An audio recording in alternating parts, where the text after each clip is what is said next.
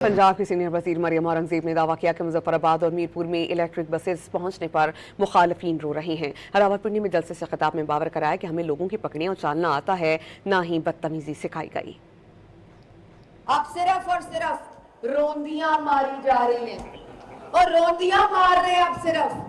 अब सिर्फ रोंदियां मार रहे हैं कि ये क्यों किया, मुजफ्फराबाद बस क्यों पहुंचाई, मीरपुर में बस क्यों पहुंचाई, क्लिनिक ऑन व्हील्स क्यों पहुंचाए। ओ भाई खुश हो, आप लोगों को खुश होना चाहिए। ना हमें लोगों की पगड़ियां उछालना सिखाया है, ना हमें आती है, क्योंकि हमारा कायद तो सिर्फ और सिर्फ लोगों की इज्जत करने वाला कायद है। और उनकी जितनी लड़ी उनकी सियासत की जो पिरोई हुई है, जो नवाज शरीफ से लेकर शहबाज शरीफ से लेकर मरियम नवाज शरीफ से लेकर इन तमाम लोगों और फिर आप तक जुड़ी है, वो सिर्फ अवामी खिदमत के साथ जुड़ी है।